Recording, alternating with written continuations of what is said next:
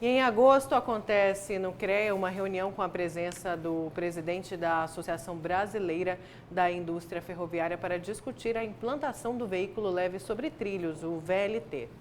E é para falar sobre esse assunto que está aqui ao vivo no Jornal do Meio-Dia, o coordenador do movimento Pró-VLT, o economista Vicente Vuolo Filho. Boa tarde. Boa tarde, Vicente. Lúcio, boa tarde, Nayara. Boa tarde. Quais são as ações agora que esse movimento vai desenvolver? Quando é que ele foi fundado? Quem é que participa desse movimento Pró-VLT? Esse movimento nasceu a partir de uma reunião em Várzea Grande, na Câmara Municipal, atendendo o convite do vereador Rodrigo Coelho, e no dia 30 de maio. E a partir de então, em apenas 2 meses, hoje o movimento contém um amplo apoio da sociedade, dentre as quais o Instituto de Engenharia, o Conselho Regional de Engenharia e Arquitetura, boa parte da imprensa mato-grossense, o prefeito municipal, Manuel Pinheiro, a prefeita de Várzea Grande, Lucimar Campos, e várias entidades. E nesse sentido, nós estamos organizando essa próxima reunião no dia 12, já com uma vitória, que foi a criação do grupo de trabalho que foi criado pelo Ministério do Desenvolvimento Regional em Brasília. A Secretaria de Mobilidade publicou portaria no último dia 11 de julho, montando esse GT com a participação de integrantes do Ministério, do Governo Estadual e da Caixa Econômica Federal. Portanto, tenho apenas um prazo que está no relógio, contando em data regressiva de 4 meses, para que nós possamos dar um veredito e determinar o reinício dessas obras. Pois é, então isso mostra que tem também uma força-tarefa, uma boa vontade, na verdade, do governo federal de terminar o VLT, de que o VLT seja concluído aqui em Cuiabá e Várzea Grande. Sim, isso é positivo. Sim, Nayara, porque o VLT é uma evolução. As cidades do mundo hoje, as principais cidades, elas priorizam o transporte sobre trilhos, porque ele é ecologicamente correto e o VLT ele pode, inclusive, fazer curvas em ruas estreitas. É um transporte onde transporta um número muito maior do que o BR Turbo. Aliás, é muito importante colocar aqui uma diferença muito grande entre BR Turbo e VLT. O BR Turbo nada mais é que 2 ônibus ligados por uma sanfona e que carrega no máximo 80 pessoas, poluente, que é uma coisa condenada hoje pelas cidades sustentáveis. E o VLT pode transportar até 600 pessoas de uma forma rápida, econômica, segura. E, portanto, é por isso que há uma orientação do governo federal, dos principais governos, das principais cidades do mundo, para que priorizem a sustentabilidade. Agora, o questionamento que se faz em relação ao VLT aqui de Cuiabá, essa obra aí que está empacada há tantos anos, o grande questionamento é se ainda existe viabilidade econômica para esse modal. Inclusive, o próprio governo tem essas dúvidas. Especialistas já colocaram isso de forma muito clara. Um deles é o doutor em Engenharia de Transporte Público, o professor Luiz Miguel de Miranda, da UFMT. Eles não acreditam que não há mais viabilidade para o VLT. Com todo o respeito ao doutor Luiz Miguel, aliás, um grande amigo, mas eu tenho a discordar, e como economista eu sei que a viabilidade é total.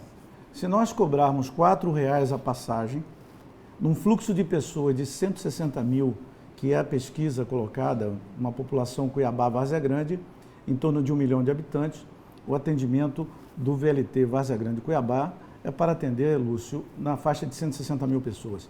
Isso dá, por dia, quase R$ 700 mil. Mas o que se fala aí é que o custo da tarifa do VLT, ele ficaria aí em torno de R$ 8, R$ 9. Não. Pelo menos. E que aí é o seguinte, aí a dúvida do governo também é sobre o subsídio, que aí teria que ter o subsídio aí para pagar essa passagem do VLT, né? Pois é, mas o governo hoje está muito à vontade para resolver essa questão. Com a decisão do Tribunal de Justiça de cancelar a concessão da empresa que estava construindo, o governo tem 3 alternativas. Ou ele constrói, o próprio Estado, ou faz uma parceria público-privada, que é uma concessão, ou privatiza. Então, se o Estado não tiver a intenção de concluir a obra, pode ser resolvida dessa maneira. O que nós temos a dizer à sociedade que esse movimento pró-VLT ele não tem recurso. Nós temos um nome a zelar, a ferrovia ela é uma necessidade, o transporte sobre trilhos é uma necessidade. Nós precisamos parar de brincar de fazer política.